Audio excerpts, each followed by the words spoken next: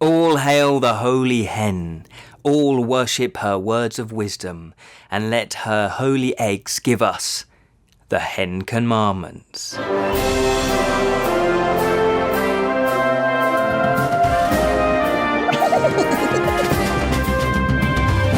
Hello and welcome to the Bottled Imp, exploring the realms of fantasy. That's what we do. Oh yes it is. My name is Ken Boyter and today we are doing a Bottled Imp Dice Tower edition. And we do have our own YouTube channel, so you can check us out there. It's obviously The Bottled Imp. And obviously we've got a Facebook account and a Twitter. And we may be having a website coming up pretty soon. Anyway, enough of me rambling on. I'm interested in the hen commandments. Hopefully you are too. So, what is in the box of the hen commandments? Well, I will show you. We have 6 stacks of cards, and they are the eggs that will have a word on each of the card, and I'll go into the reason why in a second. We also have virtue cards, and I'll just quickly show you some of these. We've got purity, sacrifice, judgment, what's that one, compassion. So they each have a virtue on them. We also have divine inspiration cards, which are the same both sides, a lovely psychedelic image there on that card. We have an egg timer, oh yes, an egg timer. And we also have a pad where you can write down the hen commandments as they come out. Plus, and a game wouldn't be a game without some sort of square cube. In this case, these represent corn. You also get a nice rule book, which is just text, there's no illustrations, but the game is pretty simple to play, so you don't really need any illustrations to describe it. So, what is the object of the game? Well, you are all disciples of a religion called Henanism. Oh yes, hence the hen commandments. And the holy egg, or I should say the holy hen, will be laying holy eggs. And on each of those will be one word. And it's your job as disciples to interpret what each of these words in that sentence actually means, what this sentence means, what the commandment actually means. So your job is to be an advocate for your interpretation of that commandment. And if you are voted as the one that has given the best type of interpretation, you then get 1 corn as your reward. And the game plays over 10 rounds, obviously, because there's 10 commandments. And therefore, whoever then has the most corn at the end of that is the best disciple. And you get the reward of claiming the actual hen commandments. And I'm presuming you can frame them because these actually rip off the pad. So, how do you actually set the game up? Well, it's pretty simple. As I say, there's 6 stacks of cards that you separate into the numbers. And then you just set it up like this. It's as simple as that. You shuffle each of those and you shuffle... Oh, no, you don't shuffle. Everybody gets a virtue card or cards, and the amount that you get will depend on how many players there are. It's actually a 3 to 8 player game, so I haven't played it with 8 players, but if there's, say, 3 players, you actually get 4 cards, but other than that, you actually match how many virtues you get to the number of players. And it does give you a little bit of a guide of what virtues to hand out. So if there's, say, 4 cards you're handing out, it might say that you take the purity, the sacrifice, let's take the tolerance, and what else have we got? Equality. So each player will get exactly the same virtue cards as everybody else. So what you do on your turn, you nominate actually who will be the farmer. And the farmer's job is to actually turn each card over and read out the word, and that will make up the hen commandment, the first one. So for example, let's find out what we've got here. The first one says carefully. The second one says love. And these are all random, by the way. The third one is the dirty. Please let this be clean. Camel. On your best intentions. Now, it is your job to try and interpret what that actually means. So let's read that again. Carefully love the dirty camel on your best intentions. So then what you do is each player at the same time in secret will be picking one of their virtues that they deem to suit that commandment best, or I should say that you feel you can defend. So for example, I might think that I could actually talk about that commandment in a tolerant way, so it actually means tolerance. Somebody else might think it's equality or sacrifice, etc., etc., or purity. So what you do is you each in secret will lay down, face down, what virtue you are going to use. Then what you do is you will flip them over. You actually get 60 seconds, I should say, to decide what virtue you're going to use. Now, at the end of the 60 seconds, then you all flip them over. And if any unique virtue are shown, they're the ones that are going to be preaching their virtue. So, for example, if I was the only one that had tolerance, I would kind of win that round outright. But in some respects, I will actually get 1 corn just for being the only one that had that virtue.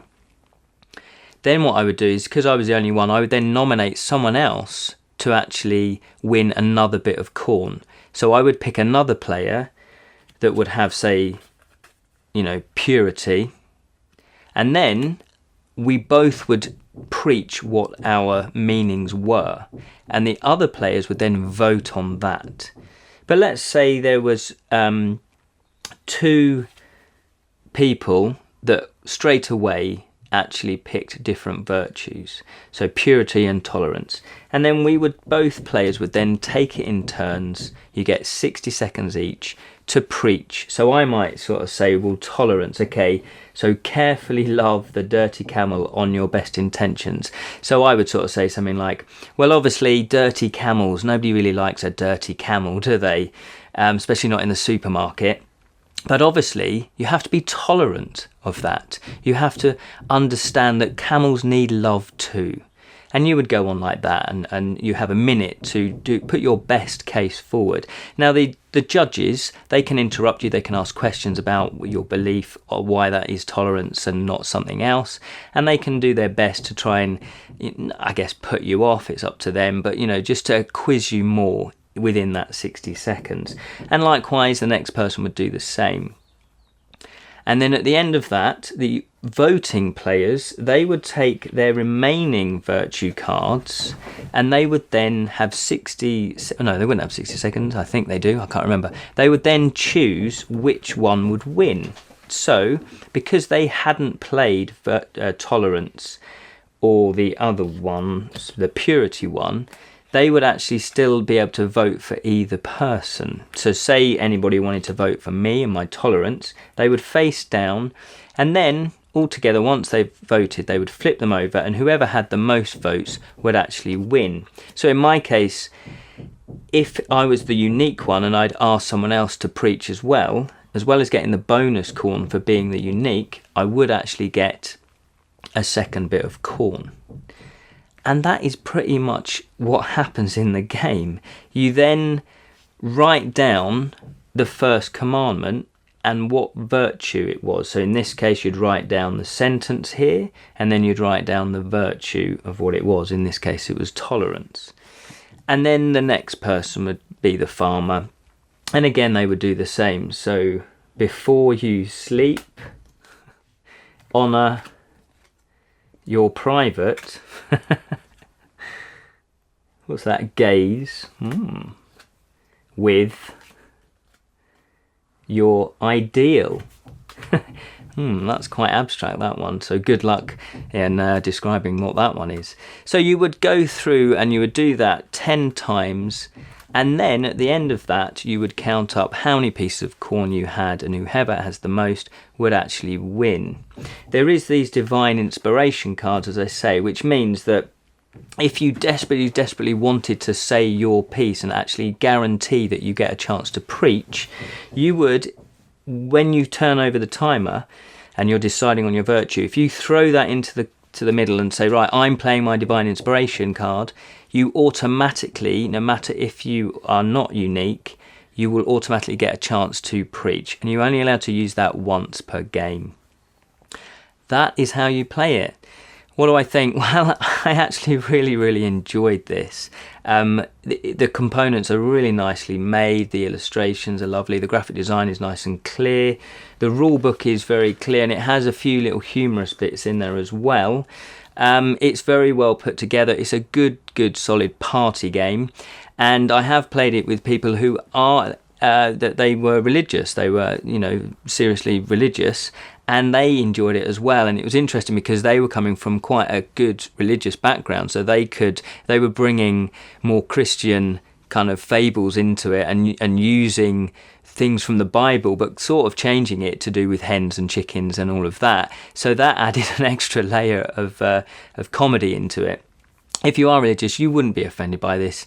I mean, it doesn't mock any religion whatsoever. It's actually saying that this is, what religion is, and the commandments can be actually quite profound. So I might actually write a book based on henanism. But someone else has actually done this for me, because also in the game you get this concise history of henanism, which is like a mock book of how the religion started. So it talks about an ancient stone and things like that, and the emergence of modern henanism and where it came from and things like that. It's really funny. It's brilliant. They've created these two kind of experts about the religion. So again, they didn't need to do that, but it was really funny. Now, the game is actually designed by Andrew Sheeran, and it's also illustrated by Tom Morgan Jones. And they've done a really good job with this. We did have a lot of fun playing this, and because there's so many different combinations to the cards, it's got a good amount of playability again. So I would totally recommend this. It's a great little starter party game, if you like. If you want something quick, it does play, I guess, about half an hour to an hour, so it's relatively quick.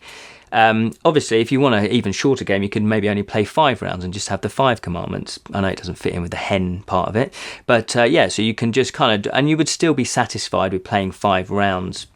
And then, it's a good kind of starter party game that then you would maybe go on to a meatier game. So that is what I think of the Hen Commandments. Totally recommend it. Thank you so much for watching the Bottled Imp Dice Tower edition of the Hen Commandments. Hope you enjoyed that. If you have played it, then let me know what you think. You can go to our YouTube channel or our Facebook page or even our Twitter account and let us know. So thank you so much for watching, and that has been another Bottled Imp review. Remember, keep it unreal. And I did resist the urge to go. You're still recording, aren't you?